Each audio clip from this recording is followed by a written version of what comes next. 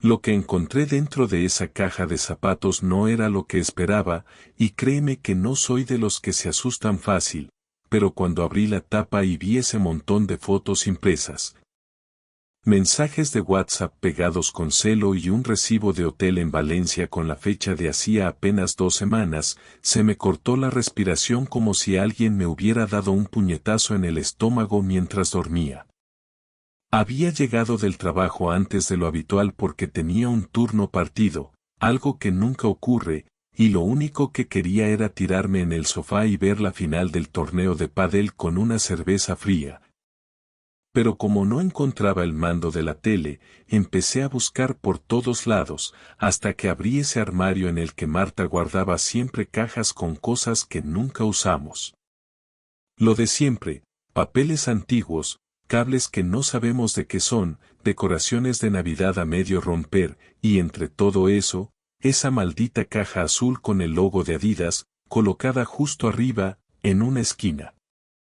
Si no hubiese tenido que subirme a una silla para alcanzar el mando, probablemente mi vida seguiría igual de falsa que hasta ese día.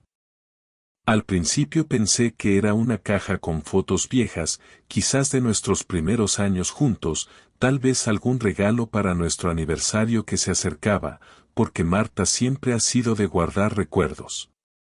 Pero no. Lo primero que vi fue una foto de ella, con su vestido rojo, el que se pone para las cenas importantes, abrazada a un hombre que no reconocí de inmediato, sonriendo los dos como si fueran pareja de toda la vida. Como si yo no existiera. Pensé que era alguna foto trucada, que quizás estaba confundido, pero debajo venía otra, y luego los mensajes, impresos como si alguien quisiera asegurarse de que yo los leyera. Con cosas como lo de ayer fue increíble, no paro de pensar en ti y estoy deseando repetir, me encantó cómo me trataste, nada que ver con lo que tengo en casa. Me temblaban las manos mientras sacaba uno por uno los folios, leyendo cada mensaje, viendo cada foto, entendiendo poco a poco que no era un error, que no era una broma, que mi mujer, la persona con la que compartía mi vida desde hace casi 8 años, se estaba acostando con otro. Me senté en el suelo, sin soltar la caja, con la cabeza entre las piernas, tratando de entender cómo no me había dado cuenta antes, repasando mentalmente cada momento raro de las últimas semanas. Cada vez que me dijo que salía con sus amigas del trabajo, cada vez que llegó tarde a casa diciendo que se alargó la reunión, cada vez que me dijo que estaba cansada y que prefería no hacer nada ese fin de semana. Todo encajaba, como un puzzle maldito que había estado delante de mis narices y que yo, por confiado, por idiota, por enamorado, no había querido ver. No sé cuánto tiempo pasé allí sentado, pero cuando escuché el ruido del ascensor deteniéndose en nuestro piso, me levanté de golpe, guardé todo de nuevo dentro de la caja y la volví a poner en su sitio. Marta entró con la misma sonrisa de siempre, me dio un beso en la mejilla y me preguntó si quería cenar algo rápido o si pedíamos comida, como si no estuviera destruyendo nuestra vida en paralelo. ¿Todo bien?, me preguntó mientras dejaba su bolso sobre la mesa. Tienes cara de haber visto un fantasma. Nada, solo cansado, le respondí mientras intentaba mantener la mirada firme y las manos quietas. ¿No ibas a ver el partido? Pensé que estarías ya gritándole a la tele. No encuentro el mando, mentí, aunque ahora sabía perfectamente dónde estaba.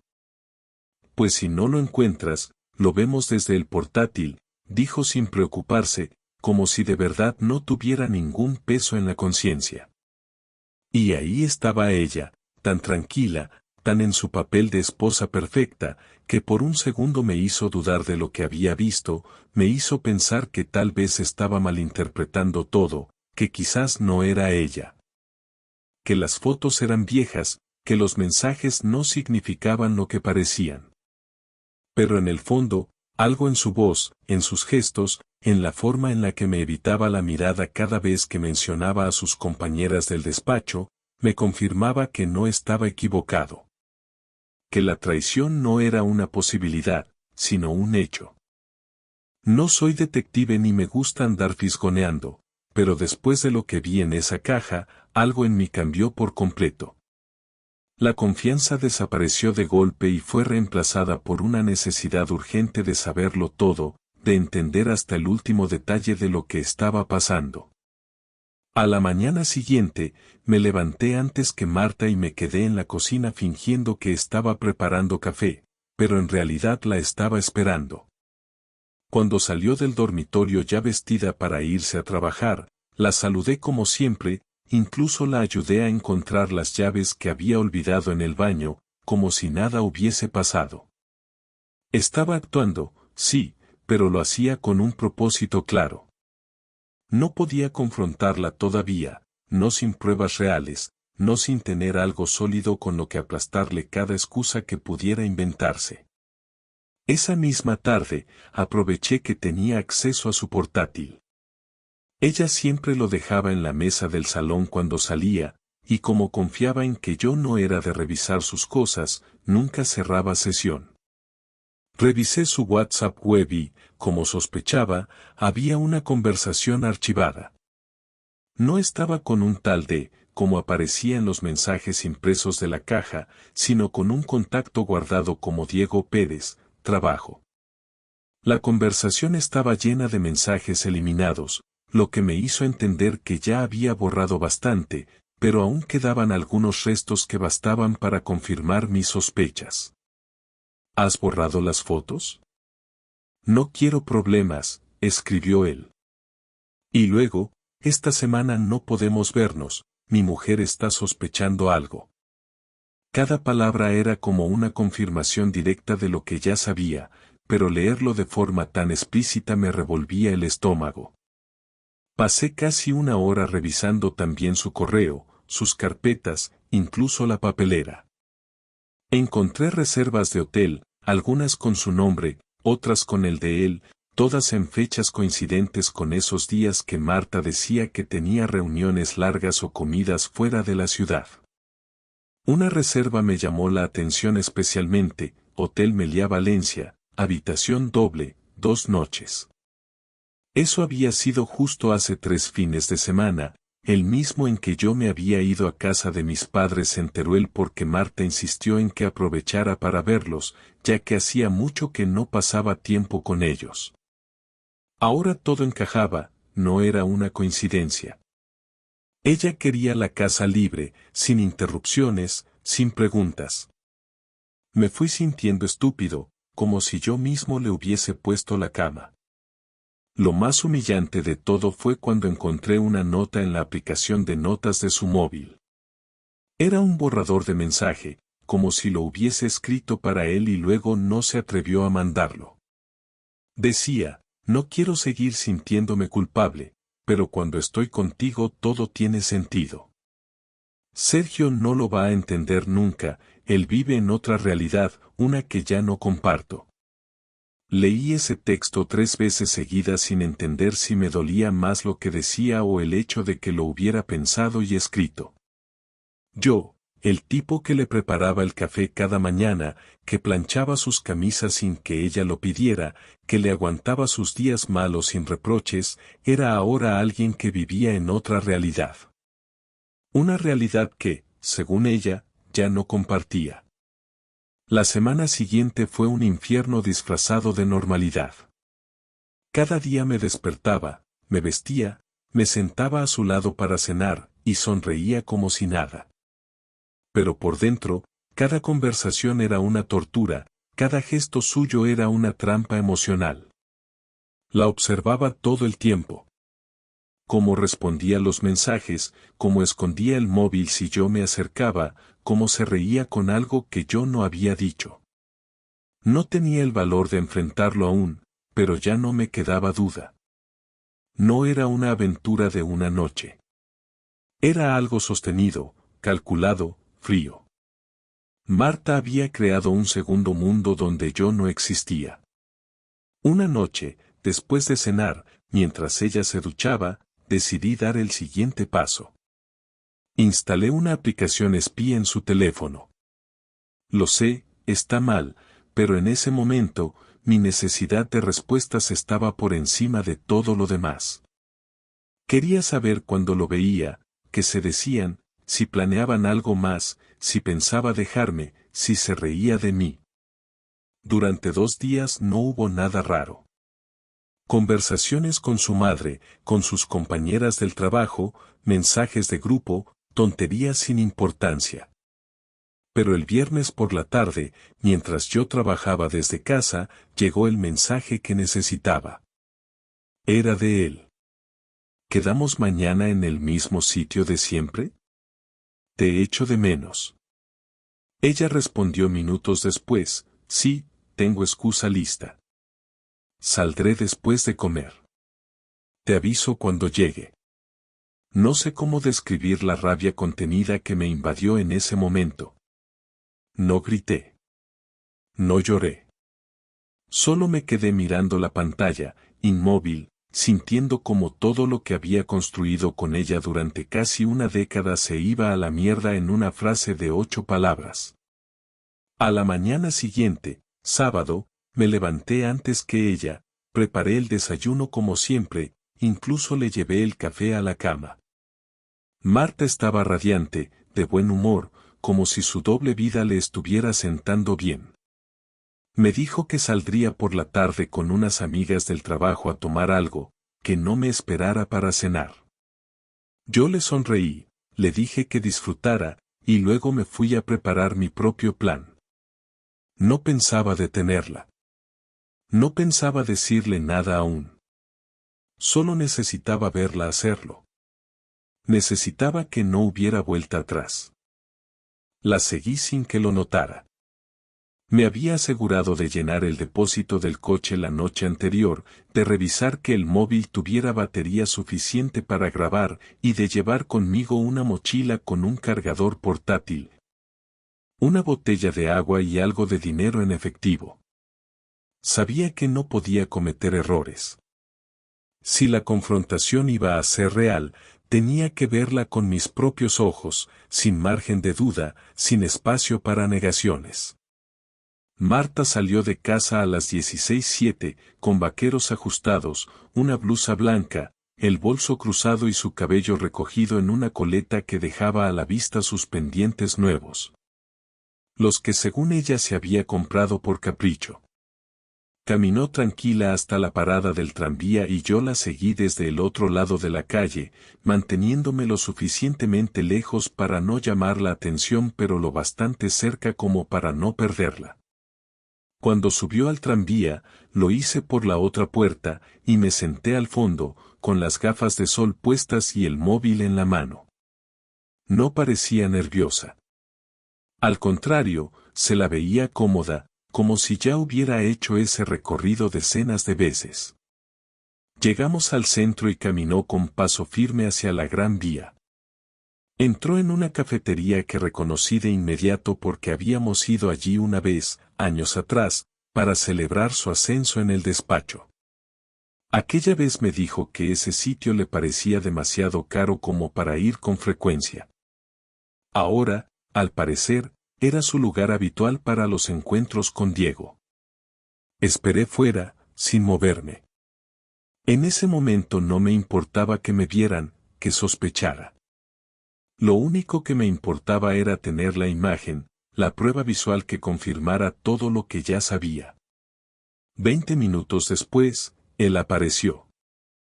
Alto, con barba recortada, camisa azul y un aire de tipo seguro de sí mismo.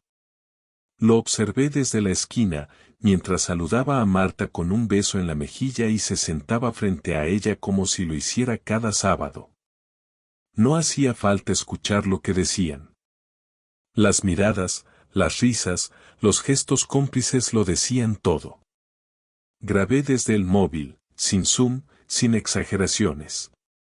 No necesitaba una película, solo un testimonio claro. Cuando terminaron el café, se levantaron y caminaron juntos hasta un hotel que quedaba a 3 calles de allí. No intentaron disimular. Él la llevaba del brazo como si fueran pareja oficial. Al llegar al hotel, Ella fue quien habló con el recepcionista. Le dieron una tarjeta, subieron al ascensor y se perdieron de vista. Me quedé fuera, apoyado en una pared, sintiendo que cada segundo que pasaba me quitaba algo de mí mismo. Cuando salieron, 2 horas después, Marta iba despeinada, con la blusa mal abrochada, y se reía con una risa que yo no escuchaba desde hacía mucho. Lo abracé todo con la mirada, como quien presencia el entierro de su propia historia. Volví a casa antes que ella. Me duché, preparé la cena, y puse la mesa como si nada hubiera pasado. Marta llegó poco después de las 9, con el mismo tono alegre, diciendo que se le había ido el tiempo con las chicas. Me preguntó qué tal mi día y le respondí que había estado tranquilo. Cenamos juntos, y al terminar, le propuse ver una película. Se sorprendió, pero aceptó encantada. Mientras se preparaba un té en la cocina, conecté mi portátil a la televisión y dejé abierta una carpeta en el escritorio. Cuando volvió y se sentó a mi lado, tomé el mando y abrí el primer video. Aparecieron ellos, en la cafetería, riendo, hablando. Ella tardó unos segundos en reaccionar. ¿Qué es esto?, preguntó sin mover un músculo. Lo que hiciste esta tarde, respondí, sin mirarla directamente. Sergio, no sé qué estás diciendo, esto no tiene sentido, intentó decir, pero su voz temblaba. Mira el siguiente, le dije, y puse el video frente al hotel. Su rostro se transformó por completo. No tienes derecho a grabarme, esto es ilegal, soltó de golpe, levantándose del sofá. No tienes derecho a cagar nuestra vida con otro tío y luego venir aquí a fingir que todo está bien, respondí, esta vez sí mirándola directo a los ojos. No quería que pasara así, dijo bajando la voz. ¿Y cómo querías que pasara, Marta? Que nunca me enterara. ¿Que siguieras acostándote con él y luego durmiendo conmigo como si nada? Ella no contestó. Se quedó de pie, mirando el suelo, respirando de forma rápida. Por un momento pensé que iba a romper a llorar, pero no. En lugar de eso, se sentó otra vez, y dijo algo que no esperaba. Lo nuestro lleva muerto mucho tiempo. No sé en qué momento pasó, pero ya no sentía nada. Lo intenté, de verdad que lo intenté, pero me sentía vacía contigo. Entonces, ¿por qué no me lo dijiste antes? Porque no sabía cómo. Porque me daba miedo quedarme sola. Porque no quería ser la mala. Pues ya lo eres, respondí sin levantar la voz. Y no solo por acostarte con otro, sino por mentirme cada día. El silencio fue largo. Marta agarró su taza de té, pero no bebió. Yo seguía ahí, sin moverme, sin saber si quería gritar o salir corriendo. No tenía un plan para ese momento, solo la necesidad de que ocurriera. De ver su cara cuando la verdad la golpeara como a mí me había golpeado. ¿Qué vas a hacer?, preguntó finalmente, sin mirarme. Mañana recojo mis cosas. Me voy de esta casa. Y tú decides si quieres seguir con él o con tu mentira. Pero conmigo se acabó. A las 8 de la mañana ya estaba fuera de casa, con la maleta hecha, mi portátil en la mochila y las llaves dejadas encima de la mesa del comedor. No dije nada al salir. Marta dormía o fingía dormir. Me fui sin mirar atrás, sin decir adiós, sin darle oportunidad de decir algo que pudiera cambiar mi decisión. Me instalé unos días en casa de mi primo en el barrio Delicias. No preguntó mucho. Me dio la habitación de su hijo, que estaba estudiando fuera, y me dijo que me quedara lo que hiciera falta. Yo pasé esa mañana encerrado, revisando los vídeos, las fotos, los mensajes. No porque quisiera volver a sentir la rabia, sino porque estaba organizando todo lo que iba a usar. Sabía que Marta no solo me había traicionado, también me había usado, y la idea de que saliera de todo esto como víctima o inocente me repateaba. Así que decidí que si ella no quería ser la mala, le iba a recordar cada día lo que había hecho. No me lancé a lo loco. Pensé cada paso con calma. Comencé por algo sencillo, reenvié los vídeos a mi correo secundario, ese que nunca usaba y que Marta no conocía. Luego abrí una cuenta nueva en Instagram, sin nombre, sin foto, sin seguidores, solo con un objetivo, mostrar la verdad. Publiqué 2 vídeos y 4 fotos con una descripción clara, el precio de una doble vida. No usé su nombre, ni etiquetas, ni referencias personales, pero las imágenes hablaban por sí solas. En menos de 2 días ya tenía 150 seguidores, la mayoría cuentas falsas o anónimas, pero algunos eran reales, gente que nos conocía de vista, del trabajo, de eventos. A los que sabían quién era ella, no les costó juntar las piezas. Después pasé al siguiente nivel. Mandé un correo anónimo a la dirección general del despacho donde trabajaba. No dije que era su esposo. Solo adjunté el video frente al hotel y una copia del recibo con su nombre y la hora de entrada, junto con un mensaje corto: revisen la ética profesional de su empleada en horas laborales. Al día siguiente, una excompañera suya que me seguía en Facebook me escribió un mensaje: Sergio, ¿todo bien? Se ha armado un lío tremendo en la oficina.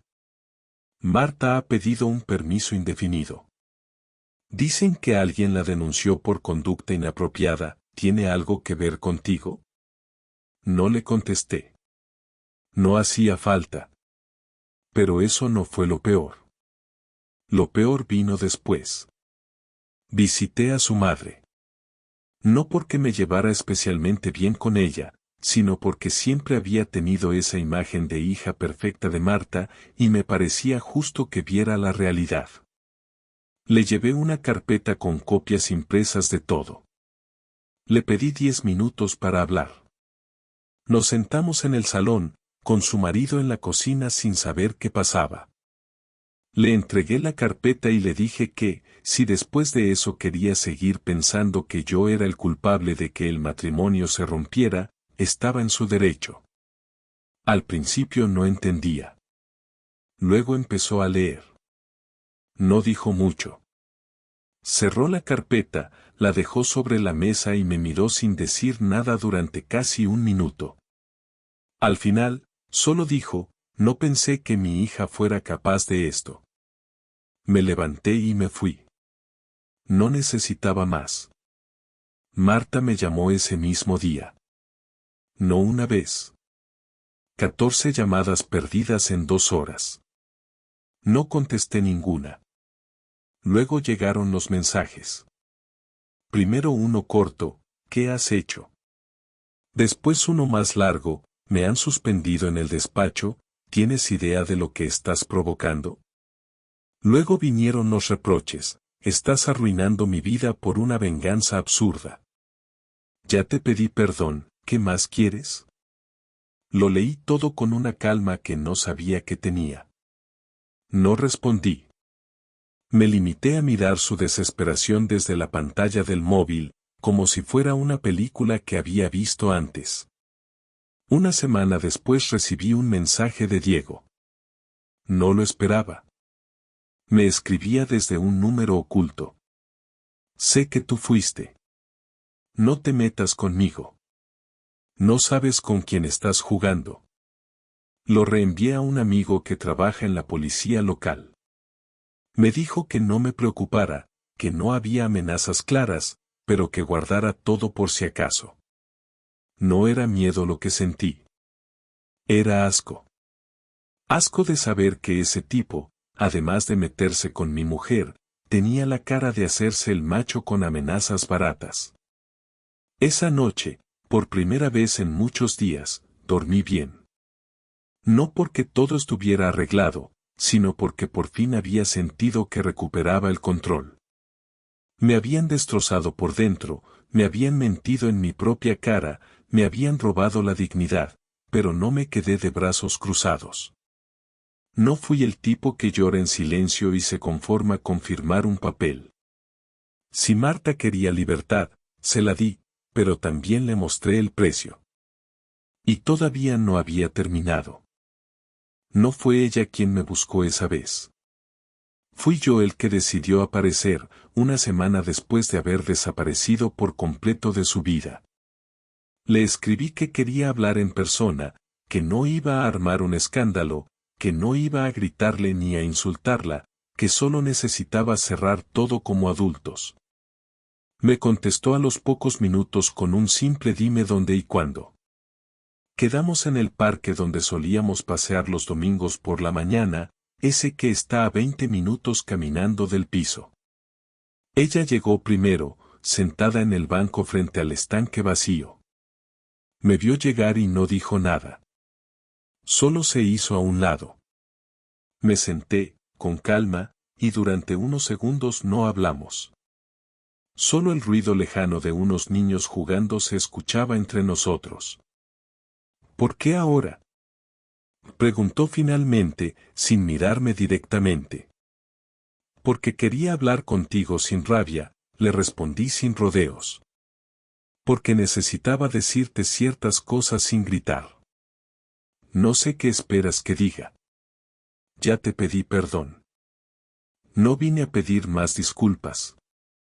Vine a cerrar esto, dije mientras apoyaba los brazos en las rodillas. Marta asintió lentamente. Parecía más cansada que culpable. Como si llevara días sin dormir bien. Su rostro estaba seco, sin maquillaje, y por primera vez en mucho tiempo, no llevaba el móvil en la mano. Te fallé, dijo de repente. No tengo otra forma de explicarlo. Sé que no fue solo un error. Lo sostuve durante meses. Te mentí todos los días. Y aún así, me cuesta reconocer todo lo que hice.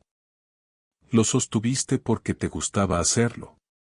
Porque era fácil. Porque pensabas que no me daría cuenta. No pensaba que fueras tan ciego, si es lo que insinúas, replicó con un tono que por un momento parecía desafiante, pero se apagó de inmediato.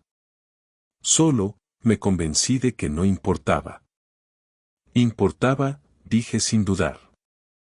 Importaba cada vez que fingiste tener trabajo y estabas en una habitación de hotel. Importaba cada vez que te sentaste a cenar conmigo después de estar con él. Importaba aunque tú hayas decidido que no. Ella bajó la cabeza, y por primera vez desde que empezó todo, vi que le costaba hablar. No quiero justificarlo, dijo en voz baja.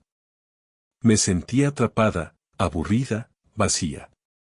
Pero eso no justifica lo que hice. ¿Y ahora qué?, le pregunté. No lo sé. No tengo pareja. No tengo trabajo. Mis padres están decepcionados. No sé en qué momento perdí tanto. Cuando empezaste a pensar solo en ti, le dije sin suavizarlo. Y no lo digo por rencor. Lo digo porque es verdad. Marta respiró hondo y se quedó en silencio. Luego me miró, y por primera vez desde que todo estalló, pareció realmente rota. ¿Te vas a divorciar, verdad? Sí. ¿De verdad no hay vuelta atrás? No. Se quedó mirando el suelo, como si la palabra la hubiera aplastado. Yo no dije nada más. Me levanté, le dije adiós con la cabeza y me fui. No hizo falta más. Volví a casa de mi primo con la cabeza despejada. No sentía alivio, pero tampoco rabia. Sentía algo parecido a la paz, esa que aparece cuando uno ya no tiene nada que esperar del otro. En los días siguientes, inicié los trámites del divorcio. Fui al abogado, le conté todo lo que había pasado, le mostré los mensajes, los vídeos, los recibos. No buscaba destruirla económicamente, pero tampoco iba a permitir que saliera limpia. El abogado fue claro, con las pruebas que tenía, podría pedir la disolución por infidelidad y quedarme con la mayoría de los bienes compartidos. Acepté. No por venganza, sino porque sentía que me lo debía. Durante años había puesto todo en esa relación, había renunciado a oportunidades, había perdonado pequeñas cosas que ahora entendía como señales. Quería empezar de nuevo, pero no desde el suelo. En el trabajo no dije nada. Seguí con mi rutina. Me concentré más que nunca en mis proyectos. Mis compañeros notaron que algo había cambiado en mí, pero nadie preguntó directamente. Algunos lo intuían. Otros solo pensaban que estaba más serio de lo normal. Yo me sentía distinto. Dormía más, comía mejor, y por primera vez en mucho tiempo, tenía la sensación de que cada decisión que tomaba era solo mía.